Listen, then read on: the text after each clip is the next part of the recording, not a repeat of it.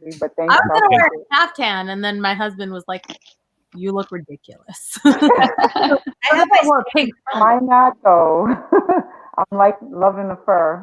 Yeah, why not? I'm never gonna wear this in public. I may as well wear it. I All right, guys.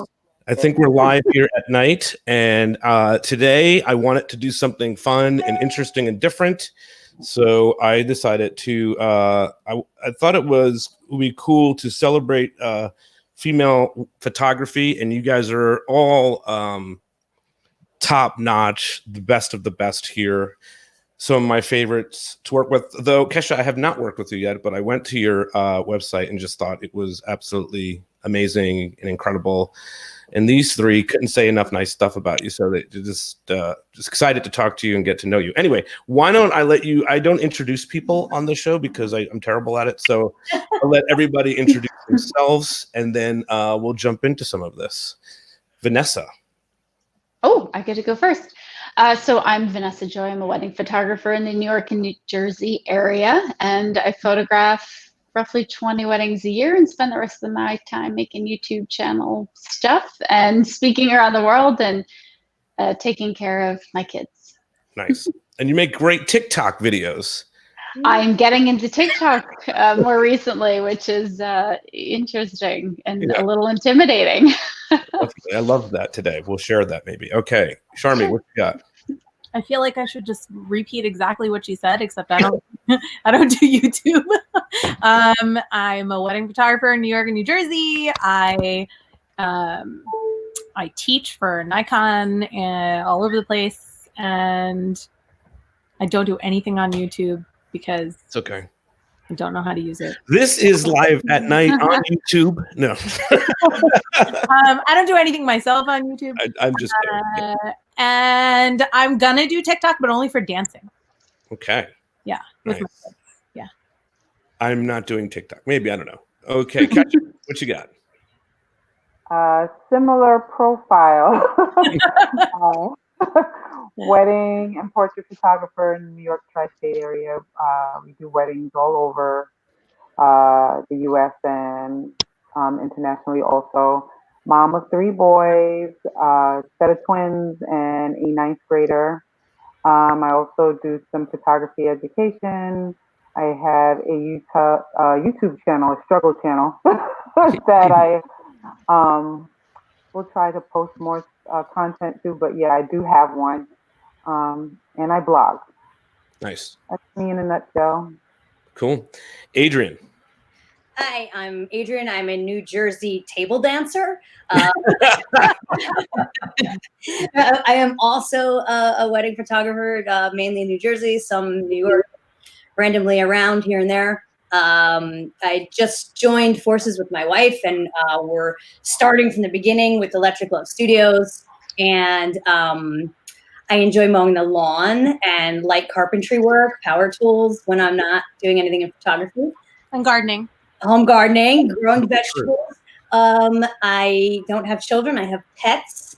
And TikTok. Yes, I've participated in a TikTok just to prove to my friends that we could do it. One.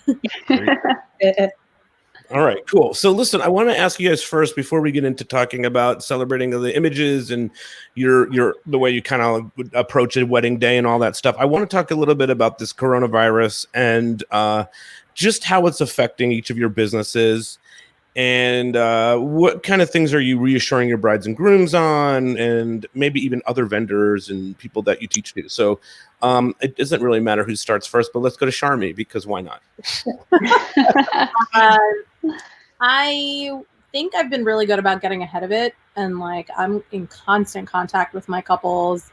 And then starting today, this was an idea that I stole from my friend Nicole Chan, but I'm sending them, I wanted to do something for them, but I couldn't get my act together on it. And she was like, why don't you just send them like cake from their local place? So I'm going to send them some liquor and some cake on their should have been wedding day. And just, I want them to feel like I'm thinking about them and I'm on top of it. And that has helped me not have to talk about my contract, because I don't want to talk about it. And if everybody's happy, we don't have to talk about it. So yeah, just like making sure they feel good about what they're going to eventually get. Most of my clients were planning on having tremendously large weddings, and so almost all of them so far. My next wedding, if I have to shoot one, is August 29th. Wow. But almost everyone has rescheduled. I had 7 in July originally. They're all rescheduled for next year. And I don't care what date they take. It's fine. I had 19 weddings for this year.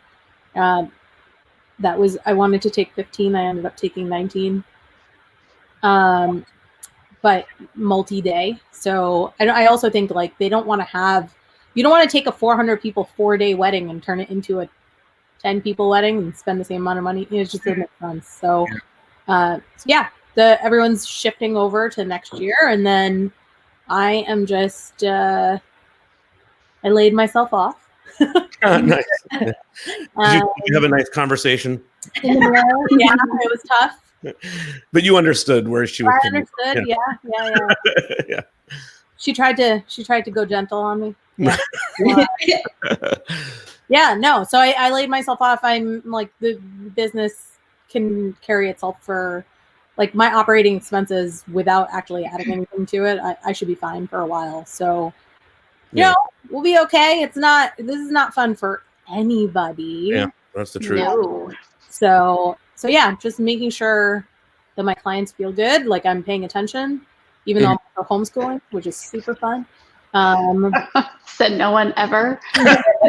By the way, speaking from someone who was homeschooled for almost 10 years. Right. Like, homeschooling might be okay. This is like wild crisis schooling.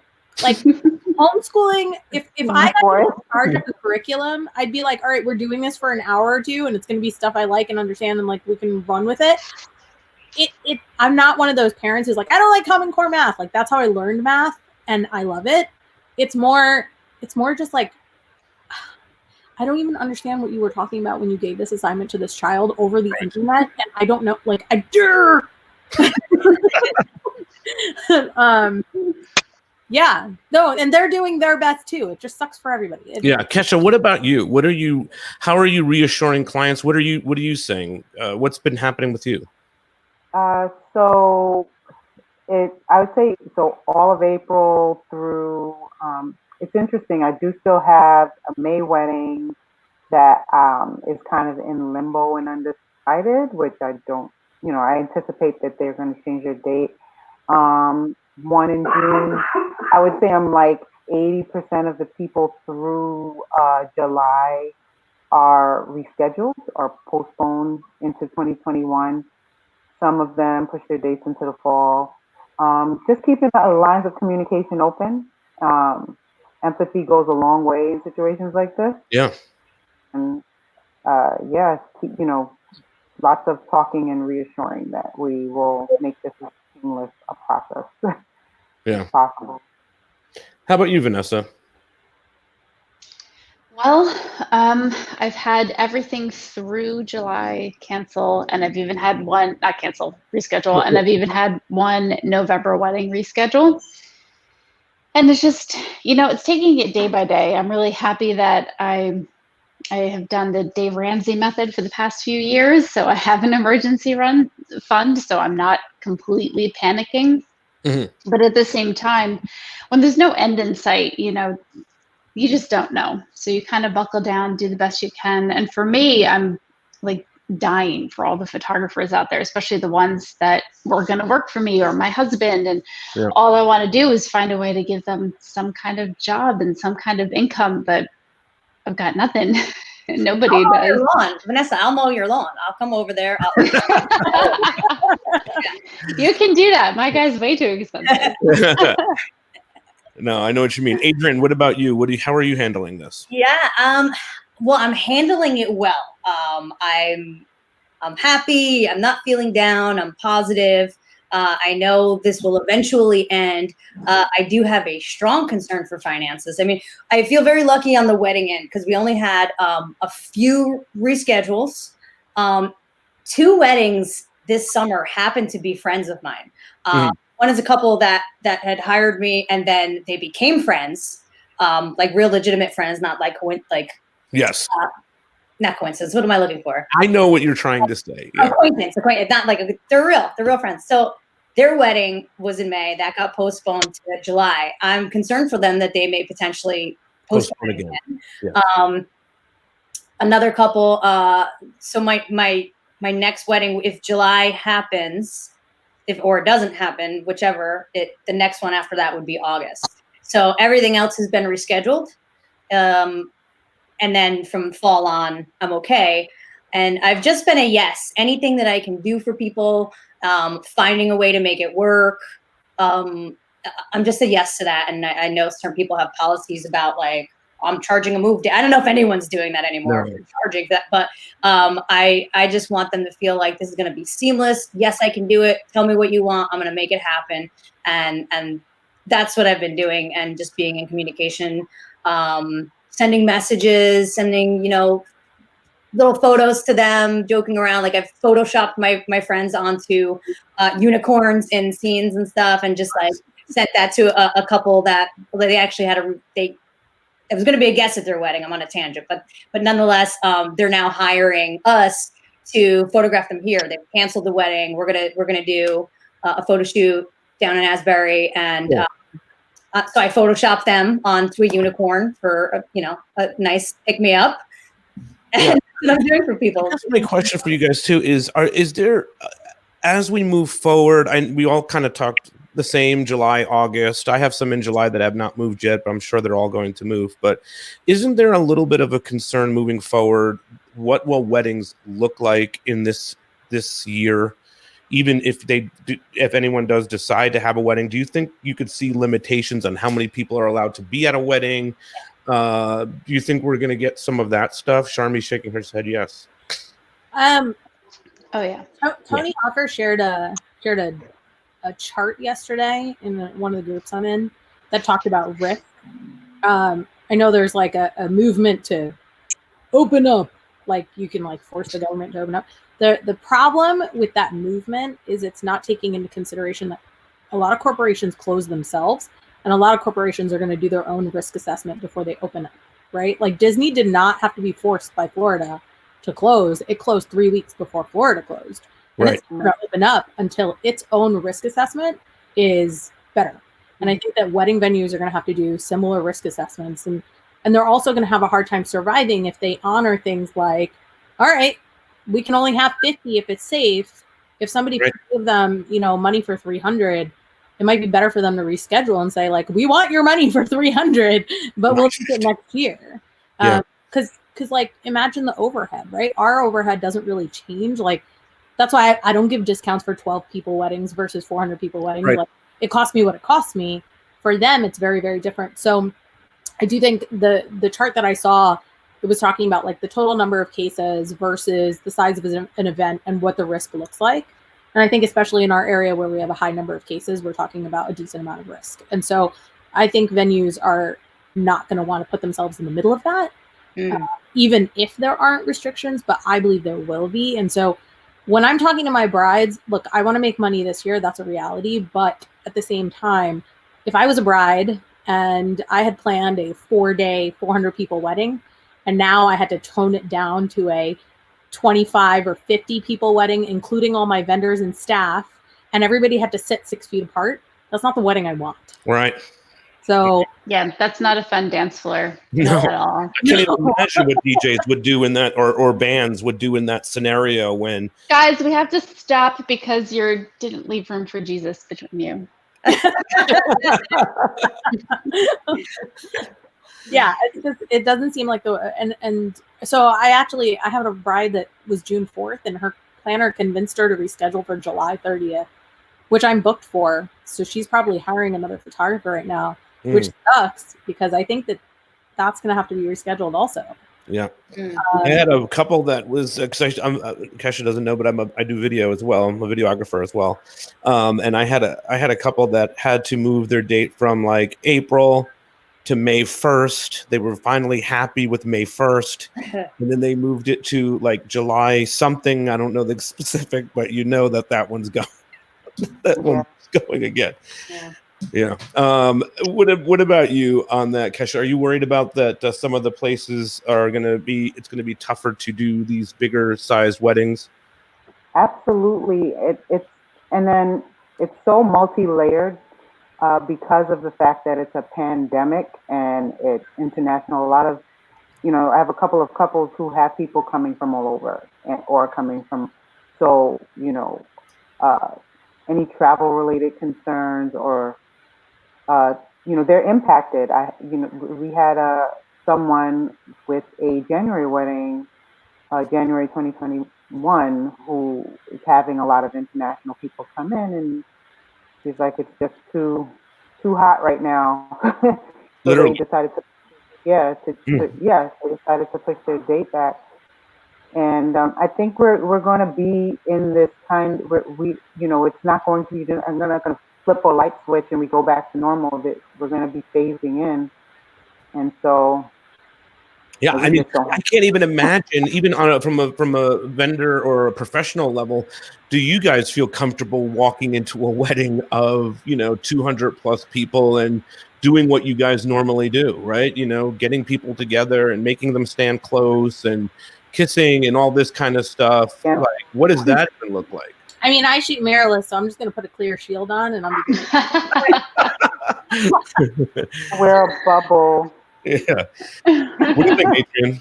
I mean, I'm just thinking about how many times when we've all been there, like in a room, in like a groom prep or a bridal prep, but more so the groom prep, sweaty guys and stuff like that, and just like a lot of yelling and loudness. And so I'm visualizing now aerosols flying, and so just thinking about all that closeness and just ways that I'm also used to operating. And I never just go grab people, but I'll be like, can I move you? Can I adjust this? Can I do that? And I'll fixing the boutonniere, like just really being close with people. Yeah. It's also getting ourselves trained that like we can't be so hands-on.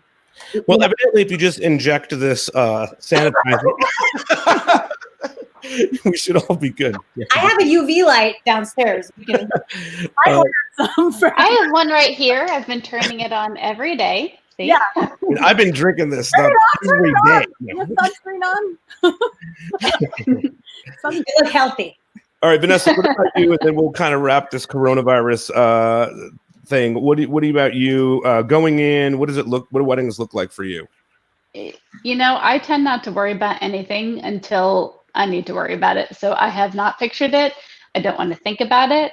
I'm just going to do what I need to do to make a living now, put food on my table, take care of my kids. And whenever that happens, it happens. And I have to think about it. I'll figure it out. I don't picture myself wearing a mask or gloves shooting a wedding, just because in general, I shoot with longer lenses anyway. Like I'm not on top of people. And I also really enjoy my personal space. So I tend to not get close to anyone, even at an event of 400 people. So it's not my choice, though. Ask Rob about what happens to me at weddings. Yeah, it's true. When's the last time you guys worked together? A long time ago, but Rob will remember because I don't think he's ever. Maybe someone's made him laugh harder than this, but we were at a wedding. I'm sure I can think of one person that's made him laugh harder. Not me. Definitely not me. Rob and I are standing side by side shooting a ceremony, and I'm wearing something like this. And something keeps touching me. And I'm like, is Rob touching me? Like, what? So I look over and he's not. He's got his hands on his camera. And then I feel it again. And I'm like, he better have his hands on his camera. Yeah. I'm like, what is happening? And so then I get like the third time, I'm like mad now. And I see that it's this woman with her iPhone. Like the string is like constantly touching me. Oh, I see. And every time I'm about to notice, she pulls it back and then puts it. And I freaked out. I was like, every time you do that, it feels like there's a spider touching me. Get away from me. The last wedding I did was March 14th, right? The day before this whole pandemic sort of was announced that you could not have a wedding. They knew it that day, but they still went ahead.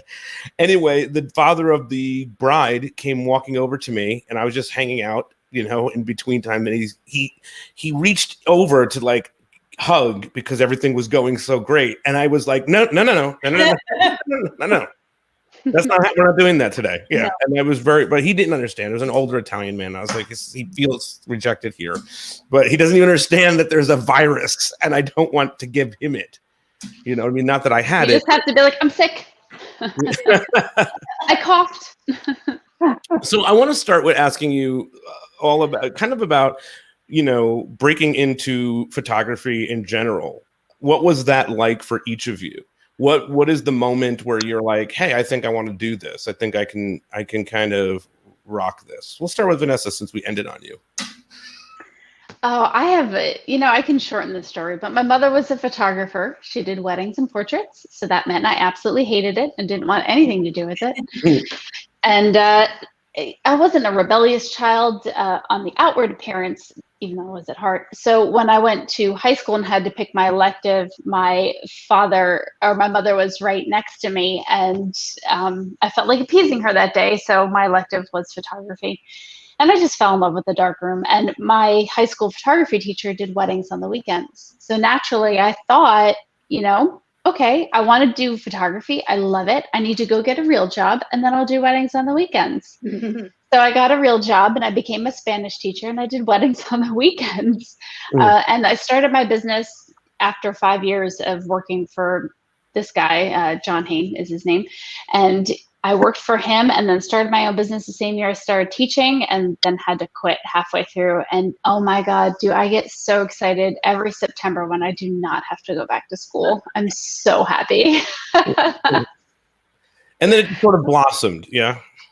It did. And, I couldn't stop teaching, apparently. So now I just teach photography to people who actually want to learn versus children who don't want to learn Spanish. How about Kesha? How did you decide photography? Kesha, yeah. I'm sorry, I'm in space. I have a very cliche story. It's been a hobby for years. It was a hobby since childhood, and when I was in college, I would pull friends aside for them to be my models and experiment and all that wonderful stuff. I'm a lawyer, so I went to law school, so that was my real job pursuit. And photography was just always there. And I transitioned, started to take it more seriously, like I can do this, when I got laid off from a very cushy job. And it kind of like, I just did a reassessment of what I wanted to do. And simultaneously, opportunities in photography started to open up. I did not have any kind of game plan. It just kind of grew from the ground up organically, me tapping into my network to send referrals to me, and the business grew pretty fast. I wasn't always weddings. When I started out, I had a portrait studio for a few years, and in partnership with a makeup artist, and I started shooting with other photographers as a second, holding people's lights, and I just really fell in love with weddings. And shot my first wedding solo in 2011, dabbled a little bit on and off for the next couple of years, and then started, I would mark 2014 as like the start of me actually calling myself a wedding photographer, because I shot weddings. So yeah, that's kind of how it grew. It was like a natural progression. Yeah, that's awesome. Adrienne, what about you? Well, similar to Kesha, it started as a hobby, and I just always had a camera. My mom always had a camera everywhere we went, and my brother and I, our lives were so perfectly chronologically documented that it was just a given. Like, you must have photographs. You need these things, and so for my birthday, I'd be like, oh, another camera. Okay. And so but I loved it. It was fun for me. And I became a dental hygienist. And then. Oh my God. Sorry. I almost became a dental hygienist also. Well, there we go. So yeah, that's awesome. I became a dental hygienist, and Jeff Tisman photographed my first wedding, and I just loved him. I felt like, I have a good eye for picking out a photographer because I kind of know. And so I'm like, he's the best. I must use him. And then after my wedding, I wanted to work for him, and I was begging him. I'm like, come on, let me work for you. And he's like, listen, kid. And so basically, this is my career. He's telling me, he's like, this is my career. I'm not here for your hobby. I need to work. And so I was like, no, I'm serious. I'm a hard worker. I'll do whatever you want, blah, blah, blah. So finally, he had people that he was working with, and Drew and Stephen Gobel, and they were all like starting their own businesses. So he's like, he needed somebody. He's like, I'm ready. Yeah. Like, I'm ready for you. So he's like, listen, don't bring a camera. You're not taking any photos. Don't talk to anybody. You're not their friends. Right? It was like this whole, and Jeff's so cool. Like, it sounds militant. It didn't say it that way. I'm saying it way worse than he actually said it. You're making him sound like Gordon Ramsay. I took it serious. I was like, here's my shot. Like, I got to really nail this. So learning from the ground up, holding reflectors. Where should the light come from? Why did you use that lens, eh? Why would you use this shutter speed, eh? Why would you do this? And just everything was like, I would call it tough love. And he would, that's eventually when he let me bring a camera, then he started critiquing my work, and he would be like, why did you do this? Why did you do that? And you should have done it this way. And I was like, oh, okay. And so it was just learning through all that. And eventually there was a day where the wedding the timeline was so behind, and he's like, can you go shoot the groom? Can you handle that? And I was like, right on top of that, Rose. And I ran over, and I was like, I'm going to nail this. And I did. And then he was just like, this is what you're doing from now on. And so it became a hybrid, and I would assist. I would second shoot during prep. I would assist during first look, and then I would second shoot during ceremony, and then I would assist during reception. So it was like kind of back and forth. And then eventually it just grew from there. I was simultaneously starting my own business. And at the time I was a hygienist, so I could do both. And I was slowly growing in the business. So I felt like I wasn't jumping into something unprepared. And then eventually I started my business in 2009, and I just grew from there. And constantly building and whatnot, and it just kind of blows up at some point, right? Yeah, and it did. And honestly, so the one thing I didn't mention before that does scare me about everything now is that we invested heavily in a new studio. Like, I was going to ask you about that. A brand new built studio, like custom floor plans. There's like wires going from the studio to the office, piped into a projector in a reveal room. Like, so amazing. And I'm just thinking, wow, how am I going to keep paying for this if I can't work? And luckily, our landlord is such an incredible person, and he's going with the flow. He's willing to kind of do whatever whatever we can to make it work. I still eventually have to pay for it, but like, for sure, no doubt, yeah. He's super, super cool. Plus, I can pick him up. I can literally lift him. So you mean physically? Okay, yeah. I feel like there might be into the WWE chat real quick. Yeah. Just a little bit. Yeah. Charmi, how about you? How did you pop in? Adrienne, I didn't mean to cut you off. If there was, I think I'm done. Yeah, okay. Not like the three of them. I wanted to be a doctor. My parents are both doctors. My sister is a pharmacist. My cousin has been at the CDC for 30 years. Like, wow. I wanted to be a doctor. Yeah, she's on the response team. But I just real quick, when being with the CDC, nobody there has suggested that they should ingest the sanitizer, right? Just for clarity, right? No. Just, we get it officially from. No, she definitely has not. Okay. Yeah. Yeah. We text every day. If there was a secret, she would have told me. But I'm waiting to find out where that little tidbit, where that popped into someone's brain. No idea. Okay. No, right. He has not suggested it. Okay. She has maybe suggested I should have a glass of wine occasionally, but no. Yeah, that will help. But so everyone in my family, like that's their path. I wanted to be a doctor, and both my parents were like, "No, you should not do that." And they talked me out of it. And they wanted me to be a lawyer, and now I realize maybe they just wanted me to be their lawyer. instead, I got 2 degrees in economics and information technology, and then I didn't use those either. Right. I wanted to be in fashion merchandising or buying. And so I did a little bit of trying to grow at Nordstrom to do that. And then when I got engaged, I hated my job so, like, the culture at that company was just icky.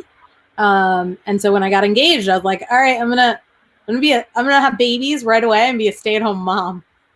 That didn't work. So I'm not built for that. I need to do something. I was the most annoying stay-at-home wife. Plus we struggled to have a baby for like years and years and years. I did 6 cycles of IVF to get pregnant with my first. And in the meantime, I was like the most annoying wife who's like, I'm bored, stay at home. And he's like, somebody actually has to make money to pay bills. And so I had a DSLR and I didn't know how to use it. And I was like, I don't understand what the point of this camera is if I don't know how to use it. And so in my boredom, my husband got me the Brian Peterson's Understanding Exposure. And I taught myself, and then I took photographs of a baby, my friend's baby, and then her friends started calling me, and I was like, I don't do anything for free. And then one baby turned into an engagement, turned into a wedding. That wedding was published in The Knot, and there we go. So that's kind of how you all walked in. But at some point, you guys all take, this is going to be my approach, right? At some point, you define yourself. Where does that come from, Adrienne? Oh man, tough question. Let me have. Okay, well I'll skip Kesha. you did a classic Family Feud pass. So I'll give it to the other team. Yeah. I think understanding myself and my style only happened fairly recently, and I think it continues to evolve and change. So defining my style and leanings and things, is that what your question is? Yeah, exactly. Yeah. Well, and recently, so I've been in business full time for about 6 years or so, and I would say I had a very clear, like I would say I was very a dabbler. Like I just was I still am very fascinated by all types. Sorry, 1 minute. I just my pup is. Your pup had opinions about your style, I think. She has opinions. So yeah, I would say that in the beginning, because I craved a lot of learning, I dabbled in almost everything. Like there wasn't a thing I wouldn't try. So I was obsessed with steel wool. I was obsessed with experimenting with flash. I was obsessed with natural light. And editing was a whole other ball game. And still now, I find things and I hyper fixate on playing around with them. And it took a while before I fell into, kind of came into myself, saw the things that kind of excited me, inspired me, saw the things that started to make connections between when I was getting some of my best work, what were the common denominators between those things. And that's kind of how I began to define my style and what drives me. And if I had to sum it up, I would say I don't ever want to be bored. I like to push and test and try. And so I'm okay with being uncomfortable and unsure about what the outcome is going to be when I work. Certainly when you provide your creativity as a service for someone, you have to have a certain degree of consistency. Mm-hmm. And so that is a part of my brand, is that I will deliver on certain things, but a big part of who I am is that I like to operate in uncharted territory. I love that. I love that a lot. Yeah. But Vanessa, what about you? I honestly have been thinking about how to answer that question for the last 5 minutes, and I've got nothing for you. Well, I mean, listen, you write in places that you're a natural light photographer, right? At some point, that becomes a thing. That's true. I think I've always just looked at like the next thing that I want to work for, or even if I haven't, in my head, I don't write 5-year plans. I'm not trying to say I do that, but I always just, okay, oh, there's something cool. Let me go do that. Or let me try this. Let me fail at that. So I think I've always just run my life in that manner. So my photography follows the same way, and my business too. I'm always experimenting, always pushing, always trying something new and reaching for what I thought was unobtainable. And now I'm going to find something else unobtainable to work for. Oh, I love that. Yeah, that's great. What about you, Charmi? I don't know. I feel like you getting from like really terrible to good is an easy journey, right? You just have to learn the basics and like get your act together on technicals, and then you're good. But then, like, For a long time, yeah. And then, like, getting to the next place is more about. I feel like we all maybe knew a little bit of what we wanted to be, but we didn't even know it until we saw ourselves do it, and then we're like, oh, that's who I am. And like, at least that's what it's been for me, is like, I'll create work where I'm like, that's me. Like, that's definitely, yeah. So I don't think it's conscious. I think for me, I think it's just a constant moving forward and experimenting, and then I know when something is me. And yeah, and that changes. I think what the three of you are kind of saying is that it's a constant evolution of your style is always constantly changing as you push yourself more forward. Yeah. Yeah. And Adrienne, do you have an answer? Yes. Now that I'm clear on your question, at first I thought you said, "How do I define myself?" I was like, I don't have enough time to talk about this. No, this is Dr. Phil. How did I define my style? And so obviously I learned lighting from Jeff. I started with him, and that's this is how you do this. And years ago, and he'll say this, like, we were lighting things before people were using off-camera flash, and then we're like, whoa, everyone's doing it. How do we step it up? And it was always this we kind of thing. And I've gone to other workshops, and people are like, but your work looks like this work, looks like this work. And basically saying, Jeff calls me his little Tisman in training. And I felt like I kind of stayed under that umbrella. And sometimes maybe I do. Maybe I adapted that look because, look, I hired him because I love what he does. This was, it was many, many years ago, but I loved it. And so it wasn't that I took on something to copy it. It was like, I love how this looks. You were inspired by it. That way. And I think in the last 3 years, something that I've implemented is I also was in some workshops about in-person sales, but not salesy garbage. Really, just how do I connect what people want to the photographs that I'm making, and that has really become a turning point of doing fulfilling work, because now that I've had those conversations with people, and they see that come to fruition and recognize a feeling that they've had and talked about in the photograph. Now that photograph means something. So I could do all the fun stuff with the lights, and this is cool, and this is awesome, and let's take it up, and the reflect through a thing, and here's a glass, and shoot through. And you could do all that stuff, but then when they feel something, that means so much more to me. And, I guess I'm worried less about the lights and the things now, although I enjoy it, and I happen to favor that look. I'm more fulfilled now knowing that I can make something that is meaningful. Yeah. It's about moments. Is that fair enough? Well, it can be about moments, but sometimes, on a engagement shoot, say, it's not necessarily about a moment. It could be I'm talking to them about a conversation we had together, like say with a couple, and I bring up something that they mentioned that they love about one another.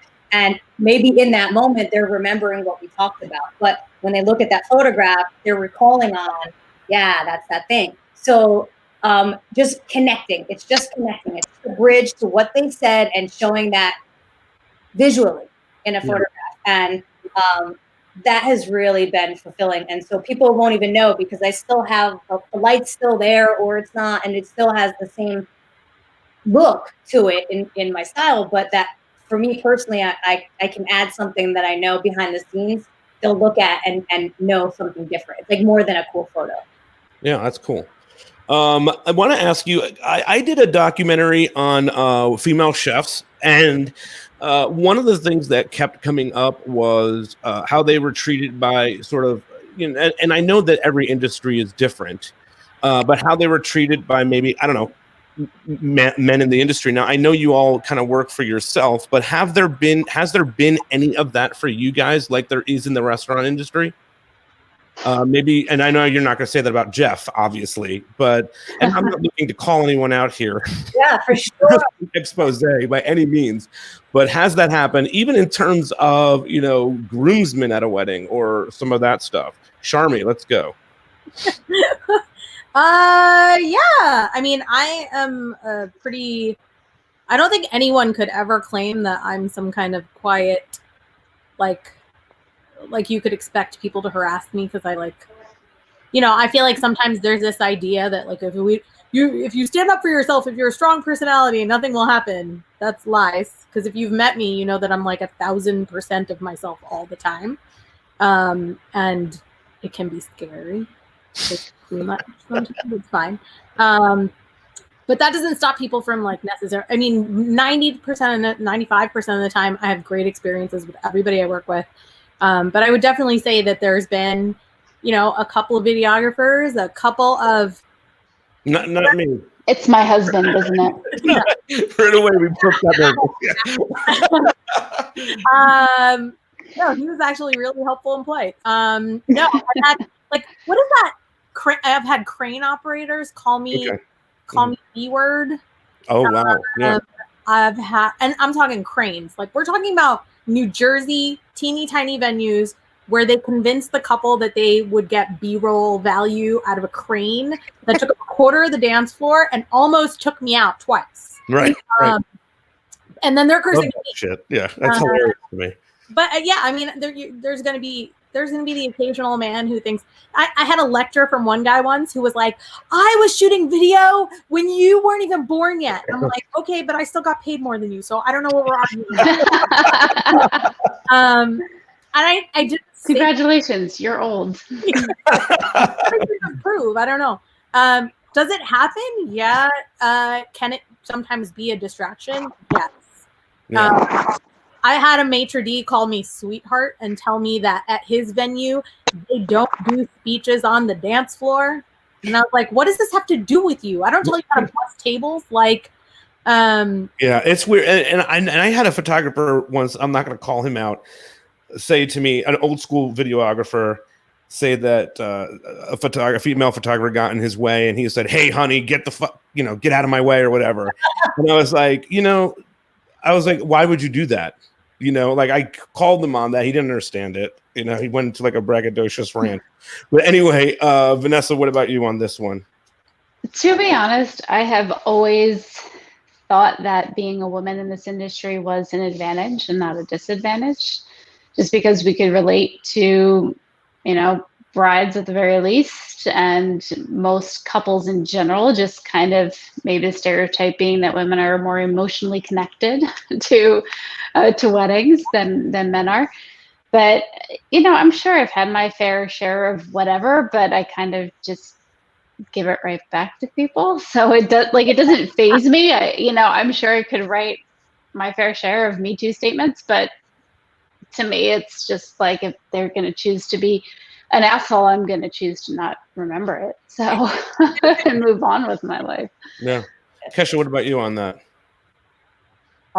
Definitely have experienced my fair share of things. Primarily people not expecting me to be the photographer, even with the 2-camera harness and gear strapped all over my body. I've had people ask me if I was a makeup artist, or sometimes my husband shoots with me. They'll address him as main and things like that. And I'm always amused when people address my assistant or the second as the main photographer. Like the venue and things like that, asking, game planning with who they assume to be the main. But, I think it's also just something that you it doesn't faze me. It comes with the territory. And then what I've found is that the more I tend to, in terms of my local area, work a lot of the same venues, and people get to know you, and then a lot of that goes out the door. But yeah, it certainly comes, being a woman in the wedding photography industry certainly comes with its stuff. But as Vanessa mentioned, it is also a benefit. Even in onboarding new clients, there are some people who are intentional about seeking out a woman photographer. So I believe that, yeah. Certainly some pros. Adrienne, what about you? Yeah, I have a few specific things I remember. And so I was helping this was, I think, two years ago. I was helping my second wedding photographer, Todd Laffler, and I was. That's right. He was for the second wedding. Right. Yeah. Right. Very talented guy. And so I was helping him on a wedding, and the person, and I love these people, so there's no hard feelings. But I walked in, and the assistant wasn't expecting me, and he's like, "Oh, you're working with the big boys now," and I was like, "What the fuck does that mean?" Right? Big boys, and then later, I think they asked, like, "Am I gonna start shooting my own weddings or something?" And I was just like, "I've been, I've been since 2009," and I didn't know if in that moment I felt I had something to prove or puff up my chest, but I was just like, why is this occurring for me in an offensive way? And two, why is it about the big boys? Why are we referring to photographers as big boys? And because they have small penises. I don't know what I know that he bleaches his asshole. I do know that. Got that. Now, I wrote that on one of his checks for anal bleaching, but just to make him uncomfortable at the bank. Anyway, he doesn't do that. So, did I take a turn? You went into you took a curveball. Yeah. So a lot of honeys, sweethearts, and then things about like reference to the lenses, like just a lot of windows about the lenses. Oh wow, what do you got there? And like Uncle so and so with their camera, and well, what kind of camera is that? And there was one time a Zap photographer at a wedding. He was like with the DJ, and he was super nice guy, and I thoroughly enjoyed speaking with him. But it was the end of the night, and I'm like, my time is up. My car's packed up. I'm ready to go. And he wants to talk about what he thinks the next thing is in photography. And I put my hand in my pocket. This was a strange occurrence, but I went with it. I put my hand in my pocket, and I felt something very gooey, and I was just like, "What's this?" And I realized I had found an Andes candy, which is a treasure. You can find an Andes, you have to grab a handful. So those had melted in my pocket, and my finger was now jostling the melted chocolate. So I decided the only way I would stop this guy from speaking was to take my chocolate finger and suck the chocolate off in the parking lot. And at that moment, he had to leave.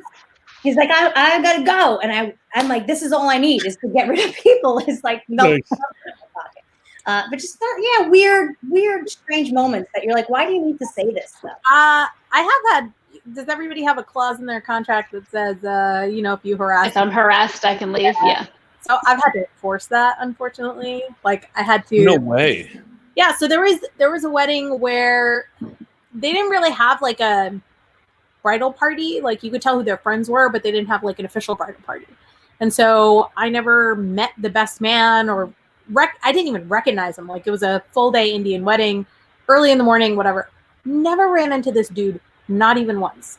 And then at reception, he's giving his speech, and the videographer set up a light, and I don't really care because I have a flash and I have an assistant that's running around after the speaker. It doesn't matter to me where they walk, but I felt bad for the videographer because he like walked all the way out, and he was super drunk, and his speech consisted like the Indian community is super conservative, and even if people live together, you never mention it. And he's on the dance floor saying like, the thing that the bride and I have in common is that we've both seen the groom naked, and her parents are dying, like dying, because in their minds and to the community, they've never even met. So like, so he was that kind of drunk. So he like stepped out of the light. And so when I caught his eye, I did this. I literally, this is it. I was like, I'm like smiling and like super like friendly, whatever. Cause I was trying to help my poor videographer friend out. On the mic, he's like, and now the photographer hates me. And then he like threw down the mic and was like, I'm gonna Ray Rice this bitch. Ooh. And I was like, peace out. I gotta go because I don't do that. Sorry. Your drunk friend is your drunk problem. And that's into the photography for the evening. Yeah. Pete, I have one more thing Yeah, sure, absolutely. Go for it. Charmi, you reminded me of one thing that physically happened on a job. It was at the Liberty House, and the groom's dad was trashed. No, I don't think it wasn't his dad. It was his dad's friend. It wasn't the dad. Bunch of cops. This guy was like the autopsy photographer or something like that, the crime scene photographer. And he came in and he kept stepping in front of us, like first dance and all this stuff's going on. So I'm at, Liberty House. There's like that balcony up top. So one photographer's up there. I'm down here. I'm on the floor and I'm shooting wide. So I'm low.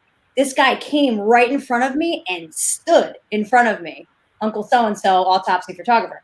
And so I stood up and I normally keep my calm and I was like, what are you doing? Their dad. And then he grabbed the end of my lens, pushed it against my face, and he's like, get out of here. And like, shoved. Wow. That's the only physical thing that's ever happened to me on a wedding, but shoved. And then I was on fire. My skin was tingling. I like marched after this guy and I'm like, wait, the bride. And I went back, but like a whole thing happened. People came and swept him away. And then the groom came over. He's like, I'm so sorry. He's just this, and had an excuse for it. But that's the worst. Probably the worst thing that's ever happened to me. Yeah, that's awful. Jeez. Fingerprints all over the lens. All right, look, I got some pictures here that I pulled from your websites. I'm going to try to share my screen. You never know how this is going to play out. Here we go. You just never know. Okay, share screen. Here we go. Chrome tab. I'm going to pick this one. Who is it? Oh, that's Vanessa Joy. That is me. Okay, and then I'm going to come back into StreamYard, and I'm going to. Well, anyway, tell me about that.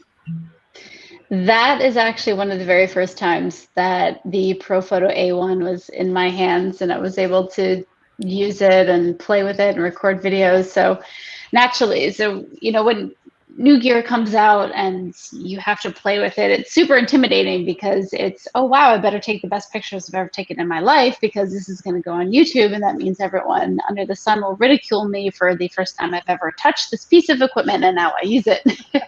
Yeah. Awesome, let me tell you. So that picture is actually just one that's not even my style whatsoever. But by the way, that's why it's more your style. Yeah, that's why I picked it, because it's out of the realm of what maybe is a Vanessa Joy picture.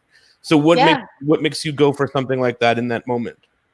Well, it was just trying to highlight the flash, and we were broad daylight, and I wanted to show the difference between how you can use flash to make it look like natural light versus to make it look like night, let's just say. So I took that picture, and then I literally turned around and took a picture right behind them, or, the 180 of them in like a fake golden hour type setting. Didn't have the flash change power or gel or anything. I just changed my exposure. So I was just trying to experiment and give, ProPhoto as much as I could. But I ended up liking that photo because it wasn't one that was typically mine. And then I guess now, if you can see, which way is it? That photo right there. It ended up being a little bit more my style. So now I do nighttime pictures, day or night, whether I just don't necessarily show them, I guess, as much, because most of my clients want that. They call me light and airy, but I think that's just because that's all the vocabulary they know for photography. I don't consider myself light and airy. I really enjoy details and lights, but so we're just playing. There's a lot of photos that I just play. I never really post them, or I post them once in a while and kind of hide them later. Yeah, well, that was a fun one. All right, let me see what else I have here. I'm moving off of Vanessa, sorry. And let's see here. I'm going to share screen again. That worked, by the way. Okay. Boom. Here we go. Boom. Kesha. Yeah, that was my last wedding before coronavirus shutdown in St. Martin.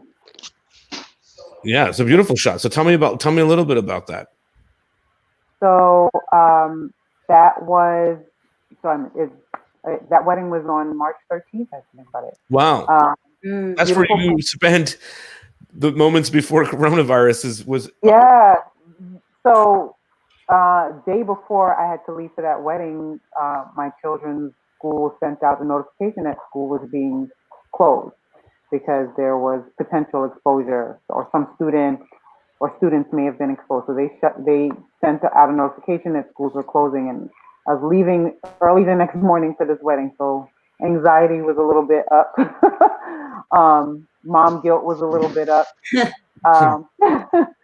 But it was a beautiful wedding, beautiful couple. That is my very, very stylish bride, rocking a really fly tux. And that was her with her crew.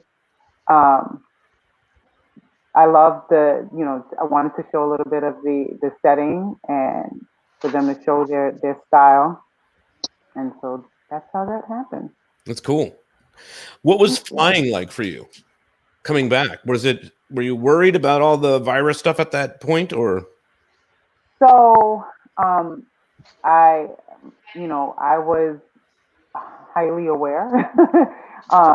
My father's a retired doctor. My mom is a retired infection control nurse, and so yeah, I've had a healthy awareness about how viruses spread and things like this for a long time running now. So Neil and my husband and I, we shot the wedding together. We were wearing masks and trying to social distance as best. We were aware and being cautious about kind of doing the best we can to keep distance while traveling. It was still very early. The fears weren't on high, and so I would say I didn't see the greater majority of people exercising similar precautions. Our flight was lighter than usual. We had like an entire road to ourselves, and like the entire row from both sides of the plane. But it's the vibe at the wedding once we got there, kind of, and even we had a great time. Really, the couple. I mean, I had really great relationships with our couples. We just did, we felt like we were with family. And no one was really talking about it. Focus was on the celebration. It did come up in conversation once. But for the most part, no one was really talking about it. People who were traveling didn't seem to be really overly concerned. Like I mentioned, there weren't very many masks. Yeah, but it was very early on. Shutdowns were just beginning to be announced. Yeah, must have been scary. All right, let's see. We got another one here. Okay. Chrome tab. I am going. Boom. Thinking. Oh, wow. Adrienne. Wow. That's so funny. Okay, wow. Oh, man, my old studio address. Why is that funny that why is it? Sorry about that.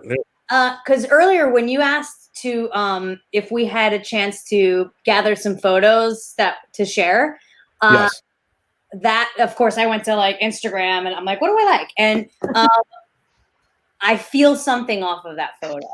And this was like the end of the night. The girls were dancing, drinking, whipping their hair around, and it's a very simply executed photo. The worst part of that photo was that I got stung by a bee. Nice. Yeah. Like I was messing around with something that was like a sawn off tree stump or something, and there was a beehive in it. And I upset them, but it was just a backlight, and then I shot along the string lights that were at Waterloo Village, and I happened to know that couple. I knew the one bride from a family friend of mine. My friends bought her childhood home, so they knew me throughout the years and reached out when they were getting married. And actually, I was like, this is special. I would love to do that. So that couple is actually very special to me. And in that, what I love about that moment is Kara. She's more to the right. I feel her breath in that photo, and and Melissa was filming that, and so even like it was interesting. Both of our perception of that photo when Melissa was editing like the audio on that, she like put a faint heartbeat in it, and Melissa felt like her vision was she felt a heartbeat, and my vision was I feel her breath.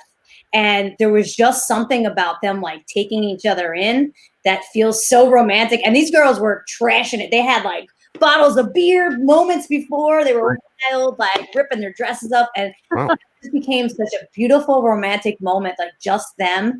And it's I don't know, it's kind of warm and fuzzy to see those things transpire. Sure. And, my mind is, okay, I got this. Let me go outside and see if I can find something. That's just always like the run through. Like, let's see what else I could do now and do a night shot. And Melissa, I just cut you off. Melissa wrote in this room, it was her actual heartbeat. Oh, right. Oh my God. It was her actual heartbeat. It was audio. Also, I'm supposed to ask you, Vanessa, about her pantsuit. This is popped up into the board. Where are these questions? They're just popping up on the right hand side. I just decided to look at some of them. Tell me about Vanessa's pantsuit. What's that about? That was from like thank you for the question. 40 minutes ago. That was having to do with me being so scared even up until about 2 years ago that I wouldn't be able to make it as a photographer, that I still held on to all of my like corporate wardrobe thinking I would need it again because I'd have to get a real job. But I threw them away about 2 years ago. Nice. Very freeing. We got rid of those. Cool. And all right. And then look, Susan Williams says, just be smart. Wash your hands, sanitize. We can't go around being scared and fearful. So there you go. Okay. Some comments. All right. Let me show you the last here of these photos that I picked. And then if you guys have some photos you want to share, we can do that too. If not, that's fine as well. Here we go. I'm sharing the screen. Boy. Let's see. It's Charmi's. I assumed. Boom. I'm surprised How did that go? You picked, but okay. Sorry, I went for it. No, that's good. That's fine. I picked one and you pick one. Yeah, go ahead. That's in that venue has like nothing going on except for those little forests between parking areas. Mm-hmm. That is a forest between parking areas. Wow. So yeah, that's awesome to make something out of nothing like that. Yeah, and just a reflector. You can't see her, but my assistant was in there with them with like just like a teeny tiny 2-foot reflector so that they would have something on them. And that's it. It's natural light. And yeah, sometimes you got to find a way to fake around your environment. So what you can't see is like there's buses behind them and a parking lot behind me. And that's it. All right, Charmi, I'm going to share one more picture of yours. Don't be offended, everybody. I just wanted to ask you about this. Let's see. I love this. Boom. So it's Yeah. So this was like day 2 or 3 of the wedding, and it's tradition in South Indian cultures to do, like, in addition to the turmeric that you do on your skin, you also basically get bathed by the women in your family. But like, if you're going to be bathed in public, they want it to be beautiful. So they have these like trays or pitchers or like all these really beautiful metal, whatever, I don't even know what vessels that pour the water in like a nice pattern. And so that's what everyone uses. And they may have used very, very cold water on this like really hot day. And so she got caught off guard a little bit. Nice. But yeah, I was all up in her business, and I went home a little wet myself. It's okay. Okay. Well, do you guys have some photos to share or not really? I do. I don't. It is about my bedtime, actually, because my child will wake up very soon, all too soon. Well, listen, guys, I'm all about gratitude these days. So I want to give you each an opportunity to shout somebody out, maybe that was helpful in your lives, and then I'll say something nice about you. So, Charmi, is there anyone that you would like to say something nice about? Maybe maybe someone that helped you along the way in your career. Like the person who gave me the door in was. Does everyone know who Marie Labanza is? Yes. Yeah. So she shot my wedding 14 years ago. And right after I got married, when I was being a bored housewife, it was really bad at being a bored housewife. She was like, "Why don't you come carry my bags?" Carried her bags for 6 months or something. And she would always hand me her camera with an 85 on it and be like, "I don't need this camera. I already have 2. Like, this is my 3rd extra camera. I only use it during portraits. You should shoot with it when I don't need you." And for like the first 3-4 weddings, I didn't even take one photo because I was like, I'm going to take a bad picture and she's going to judge me. And I got over it. But she gave me a chance, and then she let me second shoot for her, and she gave me like she like fast forwarded things for me, you know, because I got to see someone at the top of their game shoot day in, day out. And I was too scared to shoot, so I was just paying attention to what she was doing. Nice. Okay. So, Charmi, for you, I appreciate so much that every time that I reach out to you about something that is going on and I ask you for advice, you're the first one to give advice and to be extremely helpful. As I said, moving to Los Angeles was a big thing, and you totally walked me through some of the stuff that you had been through. So I think that it's probably something that's a great quality that you have, that you're always sort of there for people, you know, helping them along their path, much like the person you just referenced. So thank you for that. Thank you. Okay, Kesha, someone you want to shout out? Yes, there are there are many somebodies that have been helpful. And so I'm going to mention someone who's not in the photography industry, but in the wedding industry. And sneak in mentions of Charmi and Tamaya Colvin and Audrey Woolard. These are photographers that have been instrumental in kind of nudging and pushing and encouraging my photography career. But a client and friend, a long-standing client and friend, she's actually a bridal gown designer, Pantora Bridal, young entrepreneur, woman entrepreneur, mompreneur, powerhouse. She runs a very successful bridal brand, but I was also her wedding photographer. And I photographed many of her life events, and she's just a brilliant human being. And though she's not in the photography industry, she's just been very instrumental in kind of, you know, advising and guiding and being a loyal client and strong-arming other people to be loyal clients. I really credit her for helping my business to grow. So Andrea, I didn't even say her actual name. Her name is Andrea Pitter, and she's the founder of Pantora Bridal, and I love her. So I'm for Kesha, I don't know you all that well yet, but I'm so happy that you agreed to come in here and chat and share a little bit of your story. I think it's fascinating, and I hope our paths get to cross more in the future, because I think you're awesome. So Thank you. thanks for Likewise. jumping in. Thank you Yeah, so much for inviting me into the fold. absolutely. Adrienne, and I've given you some gratitude somewhere on one of these before, I think, but we'll do it again. Go ahead. Who do you want to shout out? We've got years of Yeah. there. Yes. So, I mean, obviously, Jeff. I always mention Jeff. I always thank Jeff. Thank you, Jeff. Big tit. And I mean, I would never have been in the wedding world without him. So that's first and foremost. And through all of this, I've really discovered like how well my wife and I are getting along. And so I would thank her because we really love each other. And I'm like, yeah, we're doing pretty good at this isolation thing. And you know, I feel like it could be a make or break. You could either be like wild and crazy, or you could be you know, together and on the same front and loving. So that's where we're at, and I'm super thankful for that.